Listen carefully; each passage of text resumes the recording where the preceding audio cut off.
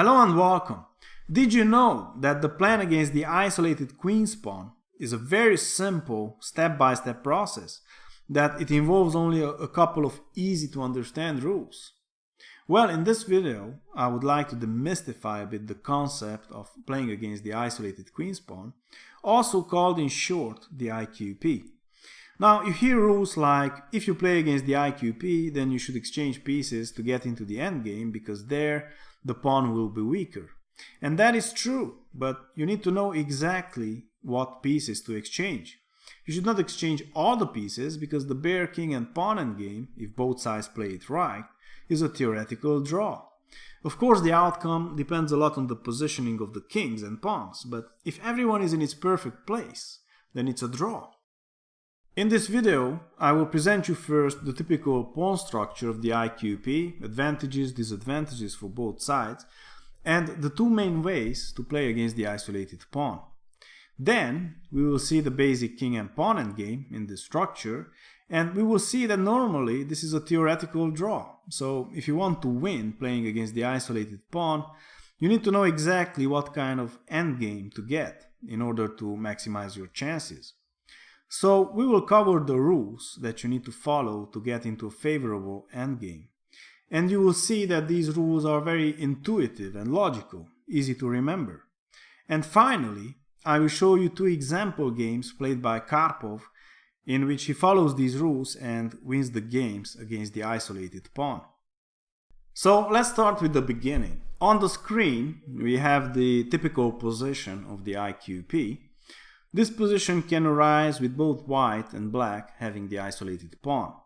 In the examples, we will see two games, one with white and one with black having the isolated pawn. Now, as we can see, they both have 6 pawns. The difference is that black has 3 pawn islands while white has only 2. And this is because of the isolated pawn on d5, which has his own island.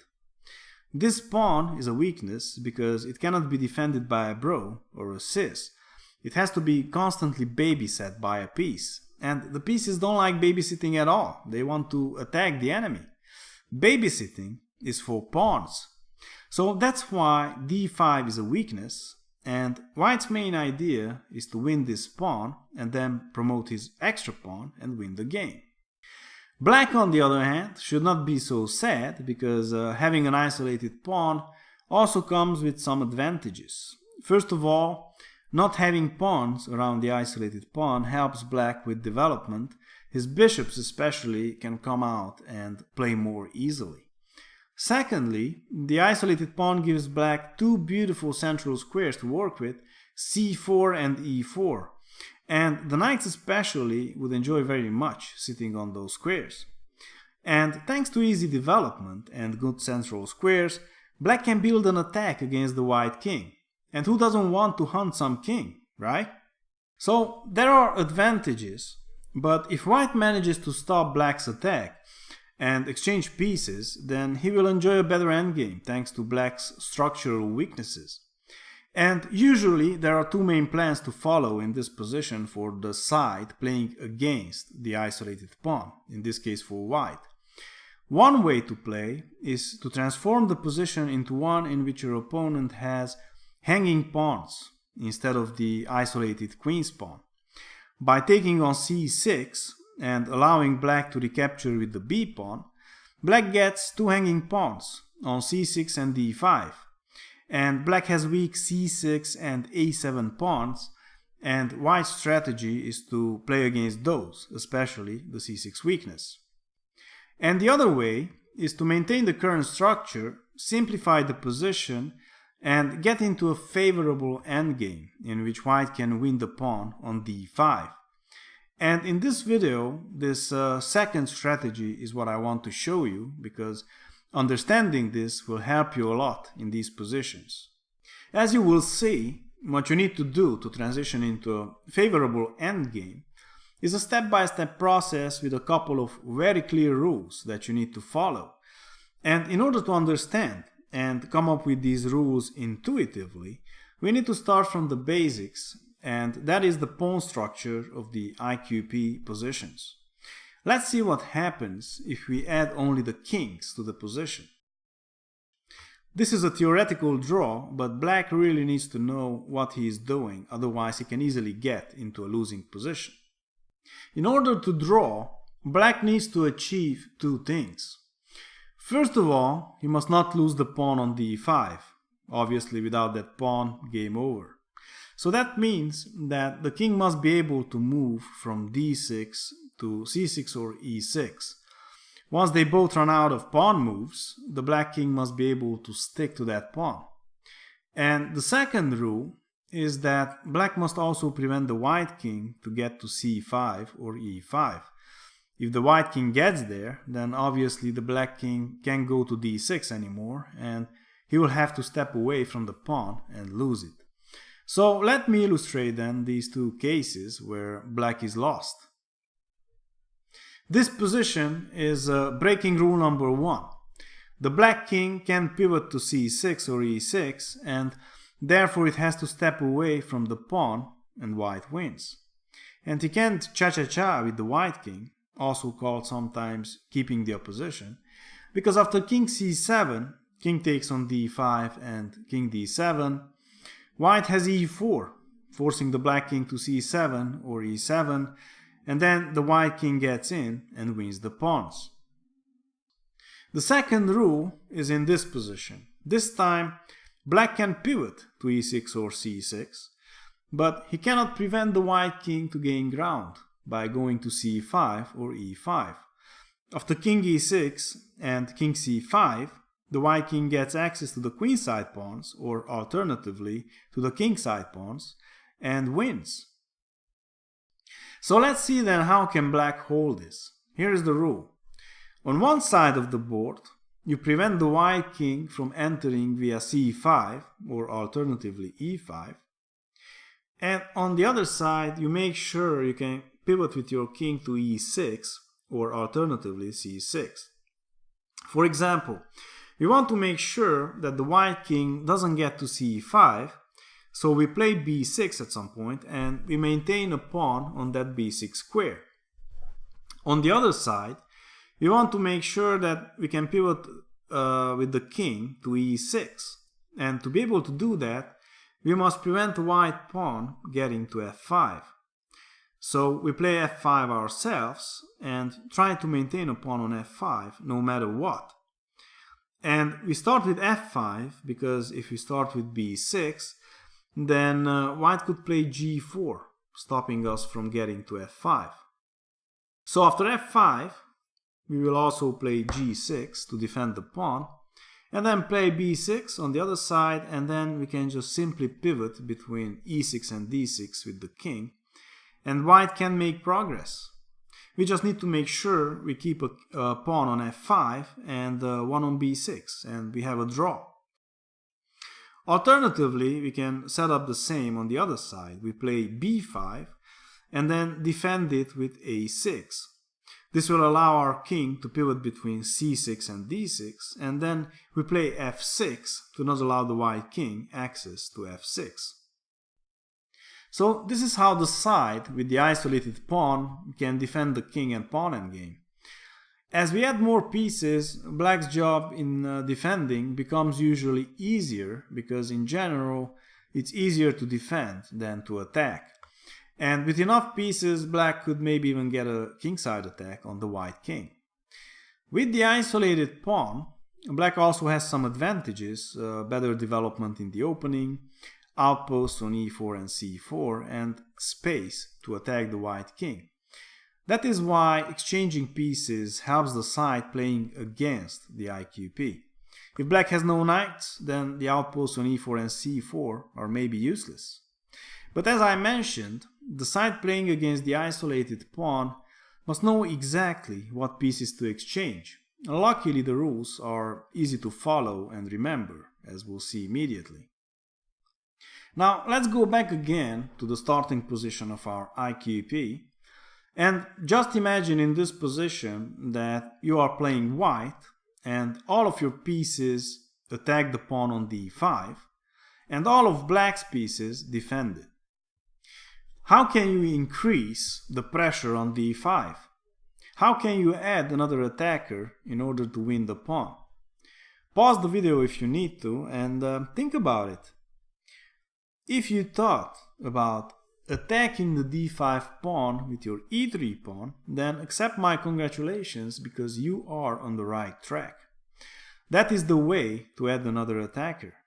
But it's not that easy though, because black can take your pawn on e4 and dissolve his isolated pawn. And then you just exchanged pawns, your e-pawn for his d-pawn, and then black doesn't have a structural weakness anymore and the game is just equal. In order to be successful, before we attack the d5 pawn with our e3 pawn, we must be sure that black can't exchange the pawns, and not only that, he must also be prevented to push the pawn forward to d4 if the pawn would survive on d4. If you can take it, then it's fine. We still want the pawn, but if you can't take it, then we must prevent it to go forward. And the fact that we must prevent that pawn to exchange itself or to move forward leads us to some simple rules that we need to follow. How can we prevent that pawn to exchange itself when we play e4? When is it bad for that pawn to capture something? Or even, when is a pawn legally prohibited by the rules of chess to take something? Think about it. Pause the video if you need to. If you thought about pinning that pawn before we play e4, then pat yourself on the back because you are correct. That is how you prevent a pawn to take. You pin it to something more valuable. And this leads now to rule number 1 here. What can we pin that pawn onto? What is usually behind that pawn, defending it from behind? Well, the rooks. If black defends the pawn from behind with the rooks, and we attack the pawn with our rooks, then we can play e4 because the pawn is pinned to those rooks. If the pawn takes, black loses a rook. This doesn't work though for the queen. The queen can defend the pawn laterally or on a diagonal, let's say from c6, and you can't pin the pawn to the queen. But the rooks are usually behind the pawn, so rule number 1 then, when playing against the isolated pawn, is keep at least one pair of rooks on the board. You can exchange one pair if you want, but in order for the pin to work, you need to have at least one pair of rooks on the board. Now, the pawn should not be able to advance either, so before we attack it with our e-pawn, we must block it with a piece. If you only have major pieces, then we can do it with a rook. If you still have minor pieces on, then you can block it with a knight or a bishop. So rule number 2 then would be, before attacking the d5 pawn, make sure it is either blocked and cannot move, or if it moves forward, then it can be safely captured. Okay, let's move on. What about the minor pieces? Well, in order to realize your plan with the pin, you don't need the minor pieces at all. Think about it. It's true that some of your minor pieces could attack the pawn on d5, but his minor pieces could defend it. Not to mention that his minor pieces could defend the rooks, and then your pin might not work. The minor pieces in general don't help you when playing against the isolated pawn. They're helping your opponent though. He can occupy the center with them using c4 and e4 and attack you, or he can just use them in defense. For example, we could have a bishop on each side like this. You can see that the pin doesn't work. You can't play e4 because black just takes. The rook is defended by the bishop. Or you could maybe even have a light squared bishop that can attack the pawn. It still doesn't matter. His bishop can defend the pawn and the rook, and your pin doesn't work.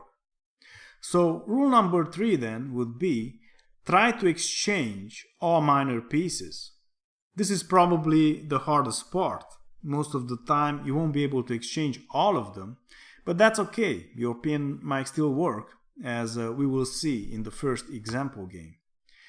But that should be one of your goals in the middle game. Exchange as many minor pieces as possible. Let's say now that minor pieces are gone, they're not on the board. How can black defend the rook apart from defending it with the queen? Well, his king could come to the center and defend the rook. So we should discourage that. We want that king, the opponent's king, as far away from the isolated pawn as possible. So it is advantageous for us to keep the queens on the board. That way the king has to think at least twice before it comes closer to the center, where it could easily get into trouble, or you might win some undefended pawns with your queen, kingside pawns, left behind by the king approaching the center. So rule number 4 would be then keep the queens on the board. And the queen is useful later on also after you manage to win the pawn on d5. It keeps the king away from your extra pawn. And now we arrive at the point where, let's say, you manage to win down the pawn on d5. How do you take? Try to exchange maybe all the pieces first and take back with the pawn last? Or take with the pawn first? Well, since you won the pawn, the roles have changed, and now you are the attacking side.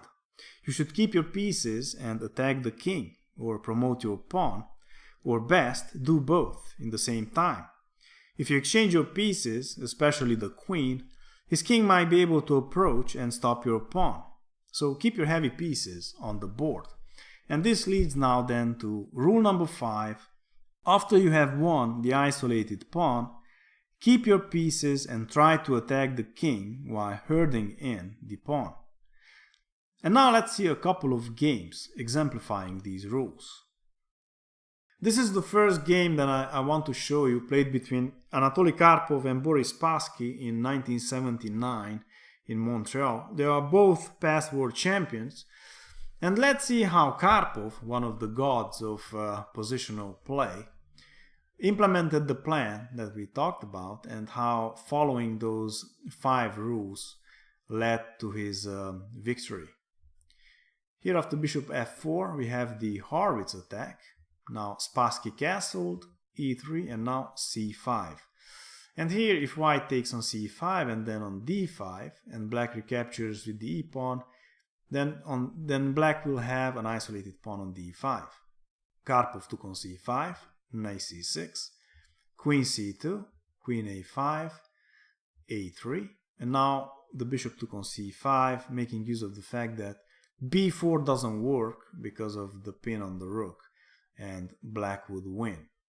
So instead of b4, Karpov played rook d1, bishop e7, knight d2, bishop d7, bishop e2, rook c8, castles, queen d8, and now after c takes on d5 and e takes on d5, we finally arrived in the IQP position, the typical position of the isolated queen's pawn.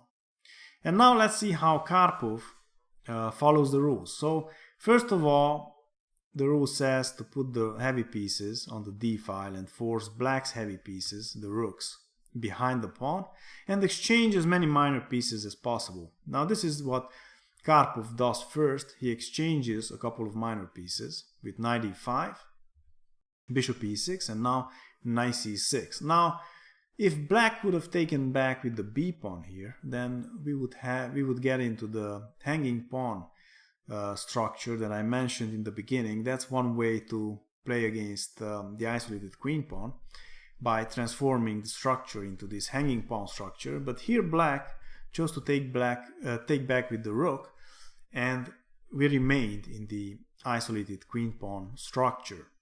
The game continued with bishop f3, queen b6, bishop e5, knight e4, and now Karpov played queen e2, trying to win a pawn here on e4, so black took on c3, and Karpov recaptured with the bishop, obviously. He doesn't want to ruin his structure. The game continued with rook d8, and now rook d3, and here comes rule number 2, okay, or rule number 1 rather. Put the heavy pieces on the d file. There's not possible to exchange any minor pieces, so it's time for rule number 1, gather the heavy pieces and attack the d5 pawn. Rook d6, rook d1, rook d7, and now rook d2. Karpov is preparing the Yekhin's gun with queen d1, putting maximum pressure not only on the d5 pawn, but also on the d7 rook. Queen b5, queen d1, b6, and in this position e4 doesn't work yet because this bishop is guarding that rook.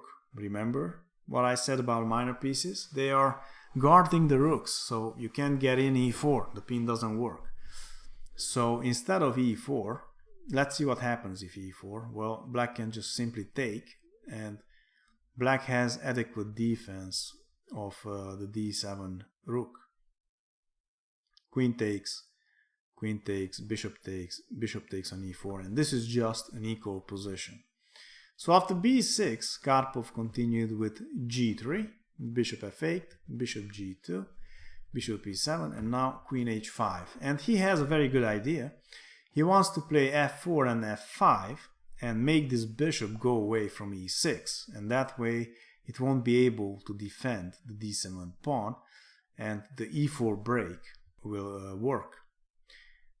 a6, h3, queen c6, king h2, a5, and now f4, preparing f5, f6, and now queen d1 going back to the d5 so that e4 might work. Queen b5, g4, trying to get in f5, g5, and now before f5, black has a tactical chance here with bishop d6, so Karpov needs to handle that first. If f5 now, then after bishop f7, e4, black has bishop d6, king h1, and now king g7 to defend f6, and after e takes on d5, black has bishop f4, forcing this rook away from the d file, and after rook e2, black could recapture on d5, and again we would get into an equal game. So after g5 here, Karpov first played king h1 to get out of that possible check, and after queen c6 he finally got in f5, and after bishop f7, e4, and this time the pin works. Black only has 2 defenses on the d7 rook, white has 3 attacks, so the pin works.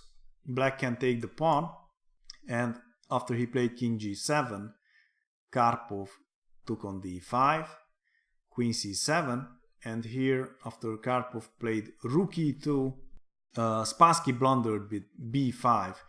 He really should have played bishop d6 or queen d6 to block the pawn, but now after b5, Karpov has this nice tactic of rook takes on e7, rook takes on e7, and d6, forking those 2 pieces.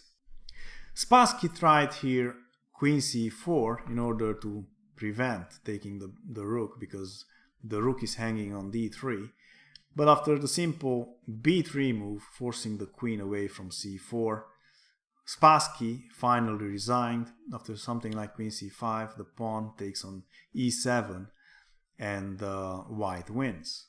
So this was a nice illustration of how to make your pin work, even if there are minor pieces on the board.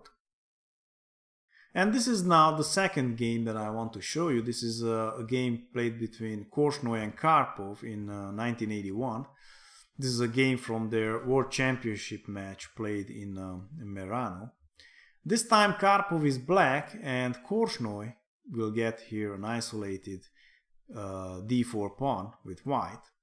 After e3, c5, bishop takes on c4, c takes on d4, and e takes on d4. We got again the typical position of the isolated queen pawn. And now the game continued with knight c6, and remember the rules: exchange minor pieces and attack d4 with your heavy pieces. Let's see how this works. Castles, and here Karpov played knight h5, and a pair of bishops came off. In this game, all the minor pieces will be exchanged, as we'll see immediately. Rook c8, knight e4, here goes another pair of knights. Bishop c6, knight takes, rook c3, queen d6, g3, rook d8. Karpov is slowly gathering his heavy pieces in front of the d4 pawn.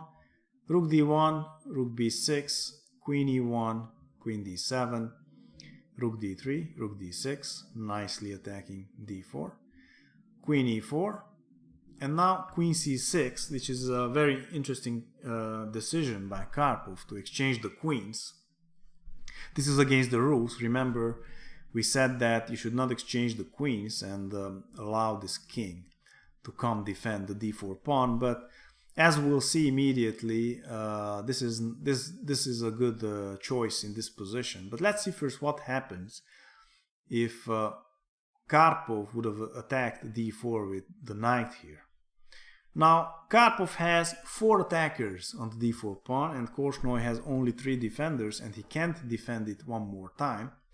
But here, Korchnoi would have d5, and after e takes, rook takes, and rook takes, and queen e1, we only have an equal position. White managed to get rid of his isolated pawn. So that's why in this position, instead of knight c6, Karpov went first for queen c6, trying to exchange the queens. And indeed, after the queen exchange, the king doesn't have time to defend the pawn, because this now is attacked 3 times, defended only twice, and d5 doesn't work here because of knight b4, attacking both the rook and the pawn, which is pinned, and black will just take the pawn and win. But after queen c6, Korchnoi avoided the exchange and played queen f4, and now they continued with knight d5, queen back to d2, queen b6, and now the bishop took the knight, rook takes, rook b3, queen c6. Now Korchnoi goes for a queen exchange, but this time Karpov rejects the offer with queen d7. As mentioned, you should not exchange the queens and allow this rook to come closer to the pawn. And in this position now e5 would already work, but here Korchnoi played f4, preventing e5. But we'll see immediately that Karpov managed to make e5 work anyway. He played b6, rook b4, b5, a4, pawn takes, queen a3, a5, rook takes on a4, queen b5, and in this position e5 works. So after here Korchnoi played rook d2, Karpov played e5. This pawn is pinned to the rook on d2, so it cannot take on e5. And after e5 and f takes on e5, Karpov has rook takes on e5. And if now the pawn takes the rook and rook takes on d2, then it is true that white maintained his pawn. He still has the pawn on e5, but his king side is severely weakened, and after something like queen e2, black is already threatening to mate the white king.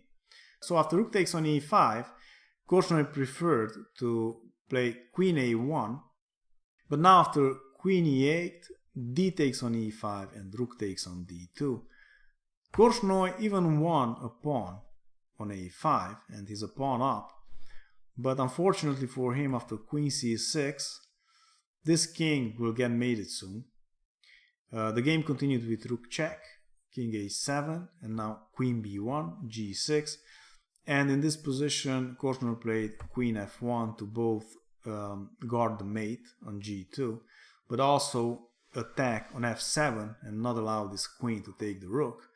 But here Karpov played queen c5, and after king h1, queen d5 check, and here Korchnoi resigned the game because after king g1 there's rook d1 trapping the queen and winning the game. So another great example of how to play against the isolated pawn, how to exchange pieces and get into a favorable ending. These two games are nice examples, but I encourage you to check out more games with the isolated pawn. For example, Ivanchuk versus Aronian from Linares 2007 is also a nice example of trading down into a winning endgame. Please subscribe, like and share, and check out some of the other videos. Thanks for your time and see you soon. Take care.